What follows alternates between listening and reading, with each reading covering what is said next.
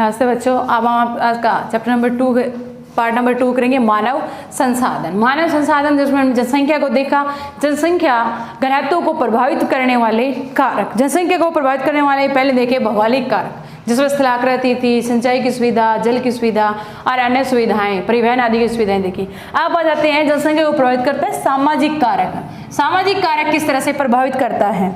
अच्छे आवास, यानी अच्छे आवास जहाँ उपलब्ध नहीं है, अच्छे आवास, शिक्षा, स्वास्थ्य, शिक्षा, स्वास्थ्य सुविधाओं, यानी क्या क्या चीजें प्रभावित करेगी अगर अच्छे आवास क्षेत्र जो है बने हुए। लोकेशन जिस स्थान की ज़्यादा अच्छी है वहाँ पर जनसंख्या क्या करेगी? ज़्यादा निवास करेगी। जहाँ पर उच्च शिक्षा के केंद्र हैं, जैसे शहरों की बात की जाए, ग्रामीण जनसंख्या ज़्यादा रहती है, लेकिन शहरों की बात की जाए अधिक से अधिक लोग कहाँ बसना चाहते हैं? शहरों में। क्यों? क्योंकि वहाँ पर उच्च शिक्षा के केंद्र बने हुए। फिर रहते हैं स्वास्थ्य, जहाँ हॉस्पिटल आदि की सुविधाएँ रहेंगी, या बाजार जिसके नज़दीक रहेगा उस गाँव में जनसंख्या क्या रहेगी? ज़्यादा रहेगी, उस स्थल पर जनसंख्या ज़्यादा रहेगी। इसके साथ साथ में अगर हम देखेंगे तो ये क्षेत्र जहाँ अच्छे आवास हैं, शिक्षा है, स्वास्थ्य हैं, घने बसे क्षेत्र हैं, घने बसे क्षेत्र हैं। उदाहरण के लिए है पुणे। पुणे जो है वो क्या है? घना बसा हुआ क्षेत्र है। कई कई गांव होते हैं ना जहाँ बहुत ज़्यादा जनसंख्या होती है। इसका कारण क्या होता है कि गांव में पर्याप्त सुविधाएं रहती हैं। शहरों में ज़्यादा भीड़ भाड़ क्यों रहती है? ज़्यादा घने बसे लोग क्यों हैं? क्योंकि हर प्रकार की सुविधाएं जो है, अच्छे आवास है, पानी वगैरह की सब सुविधाएं क्या होती हैं वहाँ पर सही तरीके से मिलती हैं। दूसरा देखेंगे आर्थिक कारक। आर्थिक कारक, आर्थिक कारक भी क्या करते हैं? जनसंख्या वितरण को प्रभावित करते हैं। जहाँ औद्योगिक इकाइयाँ लगी होंगी, औद्योगिक इकाई, जहाँ औद्योगिक इकाइयाँ लगी होगी वहाँ क्या होगी? जनसंख्या ज़्यादा निवास करेगी, यानी फैक्ट्रियाँ ज़्यादा लगी हुई हैं, कामगार जो है मजदूर वहाँ पर ज़्यादा रहेंगे, रोजगार के अवसर ज़्यादा रहेंगे। और जापान में ओसाका और भारत में मुंबई। अगर औद्योगिक क्षेत्र की बात की जाए, आर्थिक क्षेत्र में जनसंख्या की बात की जाए, तो जहाँ पर औद्योगिक इकाइयाँ होंगी रोजगार के अवसर ज़्यादा होंगे। रोजगार के अवसर, अवसर से मतलब है रोजगार के दिन, रोजगार के अवसर जहाँ क्या होंगे? ज़्यादा होंगे, वहाँ जनसंख्या ज़्यादा निवास करेगी। उदाहरण की अगर हम बात करेंगे तो हमारा देश भारत, उदाहरण भारत की अगर बात करेंगे तो भारत का मुंबई जो शहर है, मुंबई जो शहर है उसमें जनसंख्या घनत्व क्या है? सबसे ज़्यादा। क्यों? एक तो हमारे वो फिल्म सिटी रह गई मुंबई, दूसरा अधिक से अधिक उद्योग कहाँ लगे हुए हैं? मुंबई में लगे हुए हैं। वस्त्र उद्योग की बात की जाए, दूसरा मुंबई जो है वो कहाँ पड़ता है? समुद्र के किनारे पड़ता है। आयात निर्यात के लिए यहाँ बंदरगाहें हैं, तो हर प्रकार से रोजगार के अवसर क्या है? ज़्यादा है, इसके लिए यहाँ जनसंख्या ज़्यादा है। दूसरा है जापान, जापान का ओसाका, जापान का ओसाका नाम का जो शहर है वहाँ जनसंख्या क्या रहती है? ज़्यादा, ज़्यादा जनसंख्या बसी हुई है, क्योंकि वहाँ रोजगार के अवसर क्या है? ज़्यादा। तो आर्थिक क्षेत्र में भी जनसंख्या को प्रभावित करने वाला कारक आर्थिक औद्योगिक विकास, रोजगार ज़्यादा होंगे, जनसंख्या वहाँ ज़्यादा रहेगी। फिर है सांस्कृतिक कारक, तीसरा आ जाता है अपना सांस्कृतिक कारक।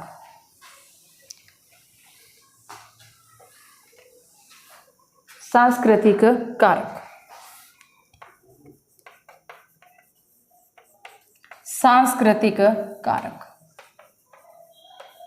सांस्कृतिक जो कारक होगा, धर्म और सांस्कृतिक महत्ता वाले स्थानों पर लोग जो है ज़्यादा रहते हैं। धार्मिक स्थलों पर लोग ज़्यादा निवास करते हैं, लोग ज़्यादा रहते हैं, यानी जहाँ धार्मिक स्थल ज़्यादा होंगे वहाँ लोग क्या रहेंगे? ज़्यादा रहेंगे। यानी ऐसा माना जाता है कि ईश्वर का यहाँ पर वास है, तो जनसंख्या क्या रहेगी? वहाँ पर ज़्यादा रहेगी। जैसे जनसंख्या ज़्यादा कहाँ रहती है अपने भारत में?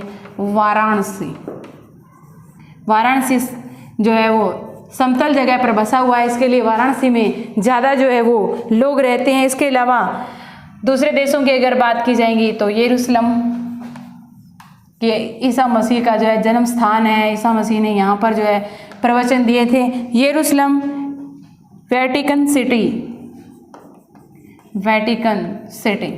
तो जहाँ जहाँ ये धार्मिक स्थल हैं, जहाँ जहाँ धर्म से संबंधित जो लोग हैं, जिस धर्म से संबंधित जो लोग जहाँ रहते हैं, वहाँ अगर अपने इष्ट देव या अपने जो प्रचारक गुरु हैं कि वो यहाँ ज़्यादा रह रहे थे, संस्कृति का विकास ज़्यादा था, धर्म का विकास ज़्यादा था, सांस्कृतिक प्रभाव जिन क्षेत्रों पर ज़्यादा रहता है, लोग भी वहाँ ज़्यादा रहते हैं। जैसे भारत में वाराणसी में ज़्यादा लोग रहते हैं, अन्य में यरूशलेम और वेटिकन सिटी। जनसंख्या को प्रभावित करने वाले कारक, जिनमें हमने भौगोलिक कारक, सामाजिक कारक और आर्थिक कारक पर अध्ययन किया। आप देखेंगे जनसंख्या परिवर्तन को, कि जनसंख्या जो है एक स्थान से जो है दूसरे स्थान पर क्यों चली जाती हैं, या जनसंख्या का वितरण जो है वो किस तरह से प्रभावित होता है, जनसंख्या का परिवर्तन किस तरह से होता है। जनसंख्या का परिवर्तन, जनसंख्या परिवर्तन की हम बात करेंगे तो एक निश्चित अवधि के दौरान लोगों की संख्या में परिवर्तन से होगा। जनसंख्या परिवर्तन किसे कहेंगे? एक निश्चित समय अवधि, एक निश्चित अवधि के दौरान, एक निश्चित अवधि के दौरान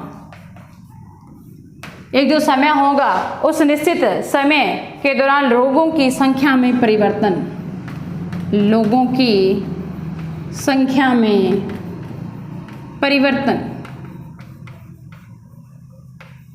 परिवर्तन ही क्या कहलाता है? जनसंख्या परिवर्तन। के एक निश्चित समय अवधि में एक निश्चित स्थान पर जो जनसंख्या में परिवर्तन होते हैं, ज़्यादा हो गई जनसंख्या या कम हो गई जनसंख्या, जो जनसंख्या बदली है उसी को हम क्या कहते हैं? जनसंख्या में परिवर्तन कहते हैं। विश्व की जनसंख्या स्थिर नहीं रहती, यानी विश्व की जो जनसंख्या है वो स्थिर नहीं है। क्यों नहीं है? क्योंकि ये कई गुना अब जो है बढ़ गई है। जैसे पहले की जनसंख्या की अगर हम बात करेंगे तो 100 मिलियन लोग थे पहले 500 ईस्वी पूर्व में, फिर आगे ईस्वी में आएंगे तो 170 थे, फिर आगे आएंगे तो फिर जो है 205 बिलियन हो गए, 1500 ईस्वी तक आते आते 1425 जो है बिलियन लोग हो गए, फिर 900 मिलियन हो गए, 1900 बिलियन हो गए, फिर आगे चलेंगे तो 1600 बिलियन लोग रह गए, फिर आगे आएंगे यानी 1950 तक आएंगे तो 1950 तक आते आते विश्व की जो जनसंख्या थी वो 2500 बिलियन हो गई थी। और अभी अगर 2025 की बात करेंगे तो जनसंख्या हमारी हो जाएगी कितनी? पूरे विश्व की 8525 बिलियन जो है जनसंख्या हो जाएगी। यानी जनसंख्या तेजी से बढ़ रही है, जनसंख्या जो है वो क्या नहीं है? स्थिर नहीं है। जिस तरह से समय स्थिर नहीं है, समय चलता रहता है, उसी तरह से जनसंख्या में जो परिवर्तन है, जनसंख्या में जो बढ़ने का परिवर्तन है वो भी क्या हो रहा है? लगातार बढ़ रहा है। मानव इतिहास की लंबी अवधि से सन 1800 तक के विश्व की जनसंख्या धीरे धीरे बढ़ी। यानी मानव विकास का जिस तरह से हमें पुरातात्विक अध्ययन से हमें क्या पता चलता है कि ईसा पूर्व में जनसंख्या क्या थी? बहुत ही कम बढ़ी। कब तक लेकर के 1800 ईस्वी तक जनसंख्या क्या थी? कम बढ़ी। इसके बाद में जैसे औद्योगिक क्रांति हुई, अनेक प्रकार के उद्योग लगे, खाद्यान्नों की आपूर्ति होने लगी और विभिन्न प्रकार के आविष्कार होने लगे, दवाइयाँ जो है वो विकसित होने लगी। इससे क्या हुआ? जनसंख्या जो है वो तेजी से बढ़ी, क्योंकि उचित स्वास्थ्य सुविधाएं पहले नहीं थी, पर्याप्त भोजन पहले उपलब्ध नहीं हो रहा था। अब क्या हुआ कि पर्याप्त भोजन जो है वो उपलब्ध होने लगा और इसके कारण जनसंख्या धीरे धीरे बढ़ने लगी। 1804 की अगर हम बात करेंगे तो विश्व की जनसंख्या जो थी वो 1 अरब थी और 150 वर्षों के बाद यानी 1804 में विश्व की जनसंख्या 1 अरब थी और अब कितनी है जनसंख्या? और वहाँ के यानी 1804 के बाद में सीधा अगर 150 वर्षों का अध्ययन करेंगे 1959 का, तब हमारी जनसंख्या कितनी हो गई थी? विश्व की 3 अरब हो गई थी। इसमें प्राय जनसंख्या विस्फोट कहते हैं। इसको हम क्या कहेंगे? जनसंख्या विस्फोट, यानी एकदम से जो है इतनी जनसंख्या बढ़ी। 1999 में 30 वर्षों की अवधि में कम से कम जनसंख्या दुगनी 6 अरब हो गई। यानी 1999 में जनसंख्या कितनी हो गई? जो 1960 में कितनी थी? 3 अरब। और 1999 तक आते आते यानी 30 वर्षों में जनसंख्या क्या हो गई? डबल, 6 अरब हो गई। इस वृद्धि का मुख्य कारण खाद्य आपूर्ति, औषधियों का मृत्यु दर क्या हो गई? कम, जबकि जन्म दर वो अभी भी बहुत ही अधिक है। यानी जनसंख्या बढ़ने का कारण क्या है कि जो उच्च सुविधाएं थी, स्वास्थ्य सुविधाएं थी, वो क्या होने लगी? ज़्यादा मिलने लगी पहले की अपेक्षा। तो इससे क्या हुआ कि मृत्यु दर जो पहले ज़्यादा थी वो तो क्या हो गई, अब कम हो गई, लेकिन जन्म दर जिस हिसाब से बढ़ रही थी, जन्म दर उसी हिसाब से अभी भी बढ़ रही है। जन्मों को साधारण जन्म दर की आंकड़ा कहा जाता है। अब आ जाते हैं कि जो जनसंख्या बढ़ती है या किस कारण से बढ़ती है। पहले आ जाती है जन्म दर। जन्म दर हम किसको कहेंगे, जन्म दर। जन्म दर हम किसको कहेंगे, प्रति 1000 व्यक्तियों पर जीवित जन्मे बच्चों की संख्या, प्रति 1000 व्यक्तियों पर, प्रति 1000 व्यक्तियों पर जीवित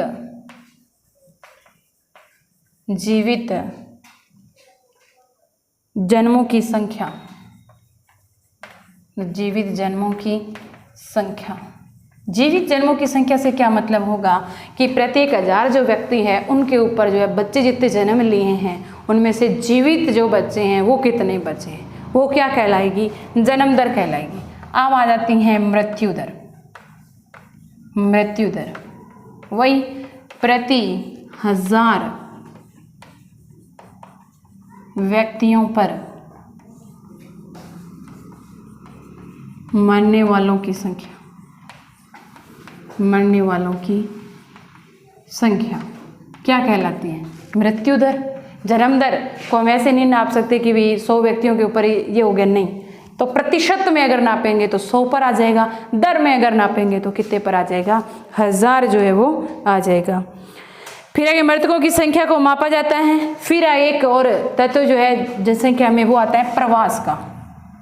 प्रवास, प्रवास किसको कहते हैं कि एक निश्चित समयावधि में एक व्यक्ति या एक व्यक्ति का पूरा परिवार जो है एक जगह बदली और दूसरी जगह चला गया, यानी कुछ एक समय के लिए अपने स्थान को छोड़ दिया और दूसरे स्थान पर जाकर के बस गया, तो उसको कहते हैं प्रवास। प्रवास में लिखेंगे किसी क्षेत्र विशेष में लोगों के आने जाने को प्रवास कहते हैं। किसी विशेष क्षेत्र में लोगों के आने जाने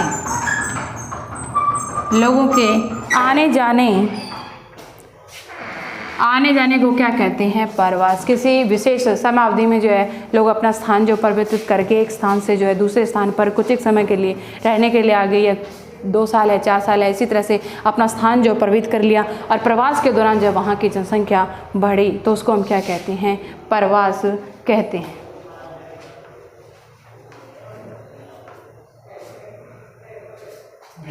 हाँ,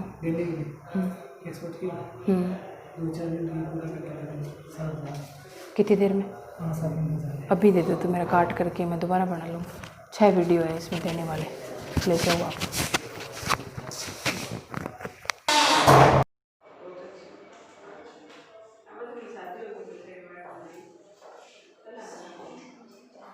जनसंख्या परिवर्तन, जनसंख्या का परिवर्तन कई तरह से होता है, जन्म दर से, मृत्यु दर से और प्रवास से।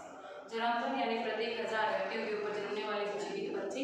मृत्यु दर प्रति 1000 जो व्यक्ति है उनके ऊपर मरने वालों की संख्या। फिर आ जाता है प्रवास, यानी निश्चित समयावधि में जो है जनसंख्या में जो परिवर्तन होता है लोगों के आने जाने से, उसको हम कहते हैं प्रवास। अब आ जाती है जन्म दर और मृत्यु, जनसंख्या परिवर्तन के प्राकृतिक कारण। जन्म दर और मृत्यु दर जो है,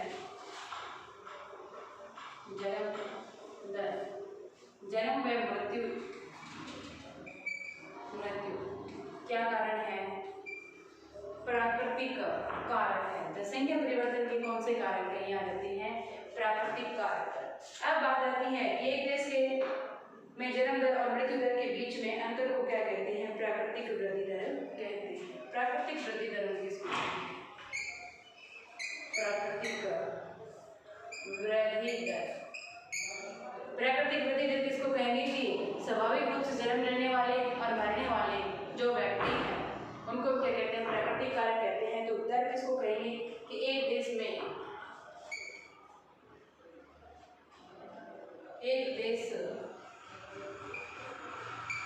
के जन्म दर और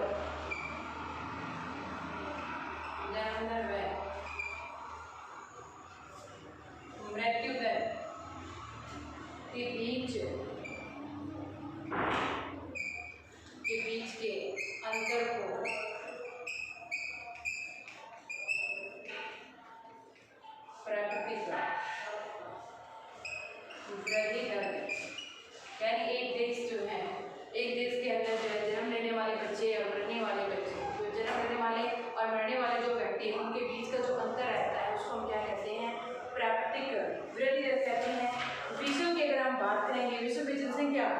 बढ़ने का प्रमुख कारण कौन सा है?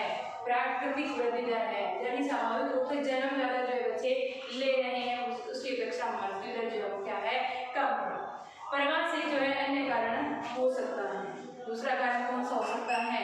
प्रवास, यानी आने जाने वाले लोगों से जो जनसंख्या बढ़ती है, आने जाने वाले लोगों से जनसंख्या बढ़ने की अगर हम बात करेंगे तो आने जाने वाले लोगों से जनसंख्या क्या बढ़ती है? बहुत ही कम बढ़ती है। घटेगी तो भी कितनी घटेगी? बहुत ही कम। यानी जैसे अपने एग्जाम्पल गाँव में लेते हैं तो गाँव में बाहर से कितने लोग आ जाएंगे?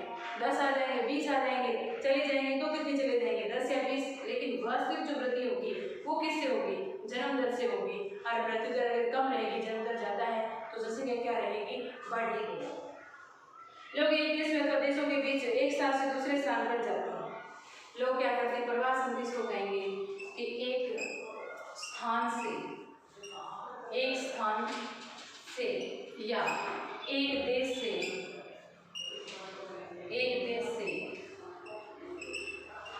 दूसरे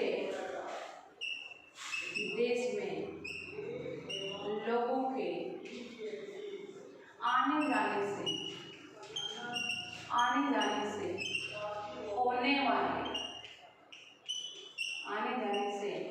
होने वाले परिवर्तन को हम क्या कहते हैं? प्रवास से होने वाला परिवर्तन कहते हैं। एक स्थान से दूसरे स्थान पर जो लोग निवास करते हैं या एक देश से दूसरी जगह जो चले जाते हैं। फिर आते हैं उत्प्रवासी। प्रवास कितने प्रकार का होगा? 2 प्रकार का होता है। प्रवास 2 प्रकार एक होता है उत्प्रवासी और दूसरा प्रकार कौन सा होता है? अप्रवासी। उत्प्रवासी हम किसको कहेंगे? उत्प्रवासी हम कहेंगे जो देश के अंदर जो है लोग आ जाते हैं। उत्प्रवासी देश को छोड़ने वाले, देश को छोड़ने वाले, यानी देश को छोड़ करके दूसरे देशों में जाकर के बस गए, वो अप्रवासी किसको कहेंगे? आज मतलब क्या होगा? आना। उत्प्रवास, उत से मतलब है ऊपर, यानी चले गए जो व्यक्ति, चले गए देश को छोड़कर जो व्यक्ति चले गए, वो तो कौन से हो गए? उत्प्रवासी। अप्रवासी कौन से हो गए? देश में आने वाले जो व्यक्ति हैं उससे हम क्या कहेंगे? अप्रवासी। आप यानी आना, तो जो आ गए हैं उसको अप्रवासी और जाना उत्प्रवासी। तो 2 प्रकार के प्रवास जो होंगे उसे जो है प्रवास कहेंगे। यानी उत्प्रवास के कारण तो देश की जनसंख्या क्या होती है? उत्प्रवास के कारण देश की जनसंख्या घटती है। उत्प्रवास के कारण जनसंख्या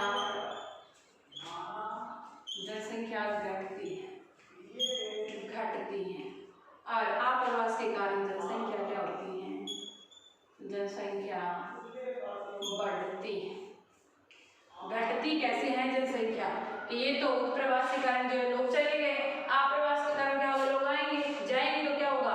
जनसंख्या कम होगी, आएंगे तो क्या होगा? जनसंख्या ज्यादा होगी। जैसे हम कहीं जा रहे हैं तो घर की जनसंख्या हो जाएगी, कम हो जाएंगे, और ऐसे कोई गेस्ट आ रहे हैं तो घर की जनसंख्या हो जाएगी, बढ़ जाएंगे। तो वही उत्प्रवास से जिससे कारण क्या होता है? देश को छोड़कर के जो लोग चले जाते हैं या एक स्थान को छोड़कर के दूसरे स्थान पर चले जाते हैं, तो वो उत्प्रवासी जिससे जनसंख्या घटती है उस स्थान की, और अप्रवासी जिससे जनसंख्या क्या होती है? बढ़ती है, यानी आते हैं तो जनसंख्या बढ़ जाती है।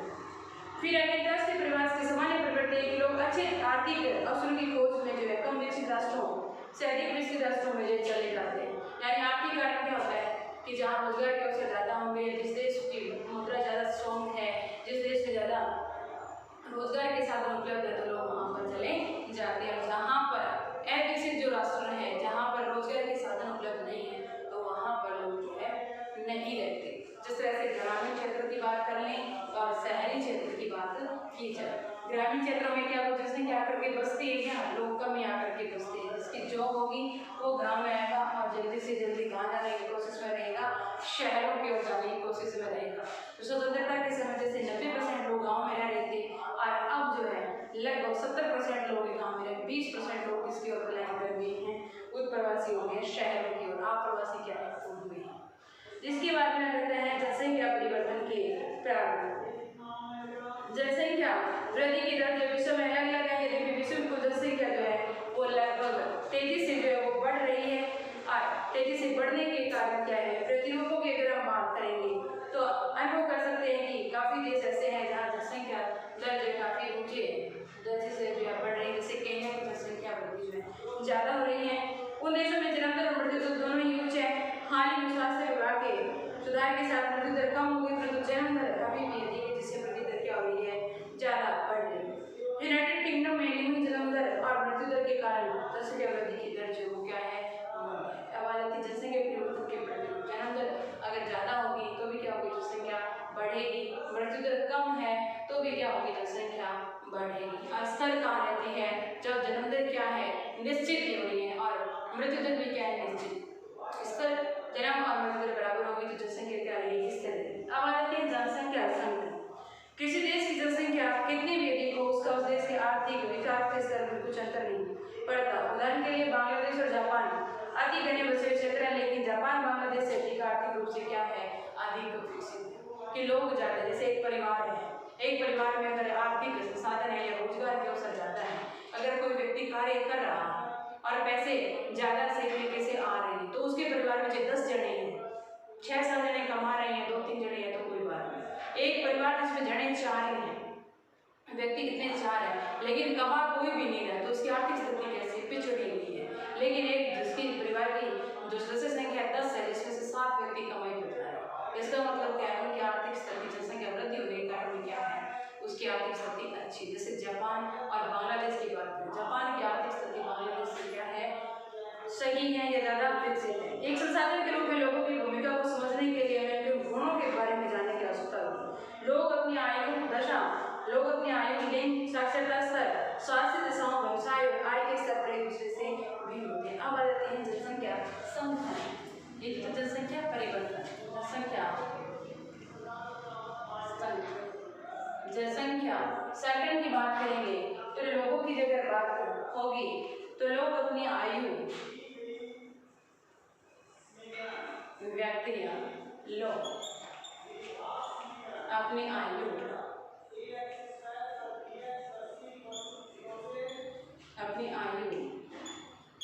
लिंग, स्वास्थ्य, शिक्षा,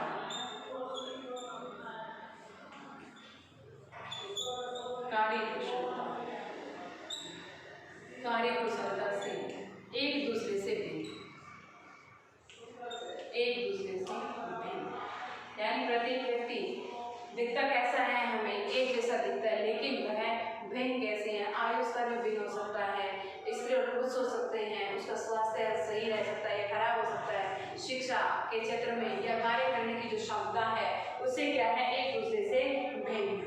लोगों की विशेषताओं के बारे में जानना आवश्यक है। जनसंख्या संगठन जो है किस तरह से एक पिरामिड के जैसे जनसंख्या को हम दर्शा सकते हैं। जैसे कुल जनसंख्या विभिन्न आयु वर्गों को विभाजित करते हैं। उदाहरण के लिए 5 से 9 वर्ष, 10 से 14 वर्ष। जनसंख्या संगठन जो है कितने पुरुष है, कितनी स्त्रियां हैं, वे किस आयु वर्ग के, कितने शिक्षित हैं, किस प्रकार से, जिस तरह से एक जैसे पेड़ मान लेते हैं कि जनसंख्या क्या है, ये एक पेड़, ये एक पत्ता है, इसमें आ जाएंगे जैसे पुरुष, फिर जैसे देखा जाए स्त्री, फिर जैसे आ जाए बच्चे, यहाँ जैसे आ जाए वृद्ध। ये क्या है, एक जनसंख्या परिवर्तन को या एक जनसंख्या संगठन को दर्शा रहे हैं कि पुरुषों की संख्या कितनी है, फिर स्त्रियां कम है, बच्चे थोड़े कम है, वृद्ध व्यक्ति भी क्या है, थोड़े से कम है। तो जनसंख्या को हम एक पिरामिड के माध्यम से भी जो है दर्शा सकते हैं। किस तरह से, जैसे 5 से लेकर के 9 वर्ष का आयु वर्ग अलग कर दिया जाए और 10 से 14 वर्ष का आयु वर्ग जो है वो अलग कर दिया जाए। और कुल जैसे प्रतिशत इन वर्गों में प्रत्येक वर्ग के पुरुष और स्त्रियां उपविभाजित है। जनसंख्या पिरामिड का आकार एक विशिष्ट देश में रहने वाले लोगों की कहानी बताएगा। जिस तरह से आपके एक डायग्राम जो है वो बना रखा है, ऐसे जो एक डायग्राम जो है वो बना रखा है इस तरह से।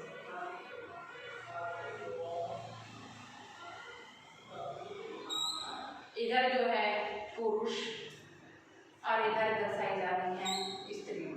इधर जो है पुरुष है और दूसरी साइड क्या है स्त्रियां। यहाँ जैसे संख्या दी गई यानी संख्या के हिसाब से जिस तरह से इसको संख्या के हिसाब से अगर हम दर्शाएंगे तो संख्या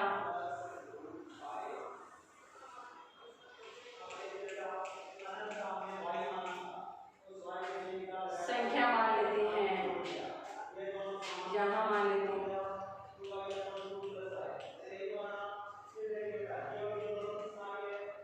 यहाँ 0, यहाँ मान लेते हैं अपने 2 4 6 8 और 10, इधर भी वही 2 4 6 8 और 10 मान लेते हैं। 0 से जैसे हमने ये स्टार्ट किया, सबसे पहले जो थे वो हमने लगा लिए 9, फिर लगा लिए 8, फिर आ गए हैं 7, फिर आ गए 6, फिर आ गए हैं 5 4 3 2 1 और आ गया। और इसी तरह से यहाँ से भी इसी तरह का ये जो है पिरामिड बना यहाँ इस साइड आ गए पुरुष, इस साइड आ गए हैं। इनमें भी हम क्या बना लेते हैं, कुछ आयु वर्ग बना लेंगे। आयु वर्ग में क्या क्या बनाएंगे, एक तो बनाएंगे 5 से 9 वर्ष तक के बच्चे, 9 वर्ष तक के बच्चे, और एक क्या बनाएंगे 10 से 14 वर्ष का आयु वर्ग बनाएंगे। एक तो 5 से 9 वर्ष तक का कि 5 से 9 वर्ष से मान लीजिए 5 से 9 वर्ष तक के बच्चे जैसे 9 आ गए, इधर भी कितने आ गए 9 आ गए, स्त्रियां में कितनी और पुरुष कितने। फिर इसी तरह से उपविभागों में हमने किसमें बांटा है, स्त्री और पिरामिड को बांटा है पुरुष, यानी ये स्त्रियां हैं और ये क्या है पुरुष। इनमें देखें 5 से 9 वर्ष का आयु वर्ग अलग से कलर कर लेंगे, 10 से 14 वर्ष का आयु वर्ग जो अलग से कलर कर लेंगे, फिर 15 से 19 वर्ष का अलग हो जाएगा, और फिर 19 से जो है 21 से लेकर के 35 का अलग हो जाएगा, 40 का अलग हो जाएगा, फिर 40 से आगे 60 का जो है वर्ग अलग कर लेंगे, फिर आगे जो है वृद्धों का वर्ग अलग हो जाएगा। तो जलंधर को जो दर्शाती है ऊपर का आकार वृद्ध लोगों का है, यानी ये जो ऊपर का आकार जो है, ये जो ऊपर का आकार जैसे 2% लोग है, 1% लोग है वृद्ध है, तो वृद्ध पुरुष और महिलाएं। फिर आ जाते हैं जैसे ये 60 साल का वर्ग आ गया, 70 का आ गया, फिर ये 60 का आ गया, 50 का, 40 का, फिर आ गया 30 का, फिर ये आ जाता है आपके 25 वर्ष से लेकर 30 वर्ष, और ये आ जाता है आपके 14 का, और ये आ जाता है 5 का। और सबसे ऊपर का जो पिरामिड होगा वो किसका है, सबसे कम जैसे क्या जो परिवार की बात करेंगे, एक परिवार की बात करेंगे तो वृद्ध लोग ज़्यादा होते हैं कम होते हैं, वृद्ध लोग तो क्या होंगे कम ही होंगे। दादा दादी ऐसा थोड़े हैं कि दादा दादी के 4 संतानें हैं तो उनके तो एक ही रहेंगे माता दादी, तो वो क्या है वृद्ध हो गए। फिर आगे जैसे 50 से 60 के उम्र में आ जाएंगे तो चाचा हो गए, ताऊ हो गए, उनके पिता हो गए, तो वो क्या आ जाएंगे 50 से लेकर 60 के उम्र में आ जाएंगे। फिर जो यंग जनरेशन है, बड़े भाई हैं और उनकी भाभियाँ हैं, वो किस वर्ग में आ जाएंगे आपके 30 से लेकर के 40 के वर्ग में वो आ जाएंगे। फिर उनके जो थोड़े से यंग जो बच्चे होंगे वो आ जाएंगे 20 से लेकर के और 32 वाले वर्ग में या 25 वाले वर्ग में। फिर कम उम्र के बच्चे यानी 10 से लेकर के और 14 तक के बच्चों का वर्ग आ जाएगा। फिर किसका वर्ग आ जाएगा 5 से 9 का जो है वर्ग आ जाएगा। फिर देश जैसे कि पिरामिड एक देश में आश्रित लोगों की संख्या को बताता है। युवा आश्रित लोग 15 वर्ष से कम आयु के यानी युवाओं पर आश्रित कौन से होते हैं, युवाओं पर आश्रित, युवा आश्रित यानी युवाओं पे आश्रित जो वर्ग होगा ये तो कौन सा होगा 0 से 19 का 18 का कर लेंगे या 17 का कर लेंगे, और एक वर्ग कौन सा हो जाएगा आपके 65 से लेकर के आगे जितनी भी आयु वो आ जाएगी किसके ऊपर, युवा वर्ग जो है उसके ऊपर क्या आ जाएगा ये आश्रित हो जाएगा। इसके बाद जिन देशों में मृत्यु दर कम हो रही है, युवा आयु वर्ग का पिरामिड चौड़ा है क्योंकि शिशु प्रौढ़ावस्था तक जीवित रहते हैं। फिर आगे जैसे जैसे जो है पिरामिड जैसे बढ़ता जाता है कि ये युवा वर्ग जो है इसका पिरामिड चौड़ा, इसका मतलब क्या है कि उस देश की जो जनसंख्या है युवा वर्ग जो है वो क्या है ज्यादा है। भारत के पिरामिड को दृष्टिगोचर होता है, यानी जो ये चौड़ा पिरामिड है भारत में क्या है यंग जनरेशन क्या है भारत में ज्यादा है, जवान लोग क्या है भारत में ज्यादा है। फिर आगे जापान जैसे देशों पर आधार पर पिरामिड संकड़ा होता जाएगा, यानी जापान का अगर पिरामिड देखेंगे तो ये पिरामिड कैसा हो जाएगा जापान का, ये इस तरह से हो जाएगा, यही यहाँ वाला पिरामिड जो थोड़ा संकड़ा हो जाएगा, यानी यंग जनरेशन जो है वहाँ की क्या हो जाएगी, कम। हम भारत भाग्यशाली है क्योंकि हमारे पास इस संसाधन जिसके योग्य उत्पादक बनाने के लिए कौशल और अवसर प्रदान करने के लिए आवश्यक जो शिक्षित किया जा सकता है इस वर्गों को। तो जिस देश का जिस हिसाब से वर्ग बढ़ाएंगे, जैसे वर्ग आयु वर्ग समूह के आधार पर, तो जिस देश में वृद्ध लोग ज़्यादा हैं या बच्चे ज़्यादा हैं या युवा वर्ग ज़्यादा है, तो उसके हिसाब से पिरामिड संकड़ा और चौड़ा होता चला जाएगा। जिस तरह से सड़कें होती हैं, गाँव की सड़कें वो क्या है, सिंगल सड़क आ जाएगी, बाजार की ओर सड़क जो जाने वाली है, जिला सड़कें जो है वो डबल रोड आ जाएगी, राज्य जो सड़कें होंगी वो क्या आ जाएगी, वो भी डबल रोड आ जाएगी। फिर आगे 4 लेन मार्ग जो आ जाएगा, फिर राष्ट्रीय मार्ग अलग आ जाएगा, तो राष्ट्रीय मार्ग जो अलग हो जाएगा। उसी तरह से क्या होगा कि जिस हिसाब से आयु वर्ग जो है बढ़ेगा या घटेगा, उस हिसाब से जो पिरामिड बनता हुआ चला जाएगा। अब आज का देख लेते हैं होमवर्क।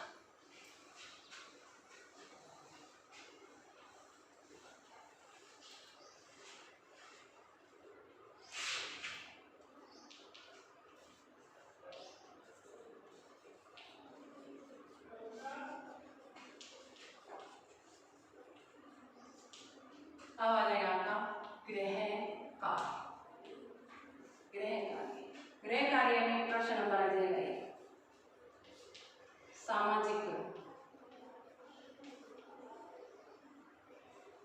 सामाजिक कार्य जनसंख्या को कैसे प्रभावित करता है,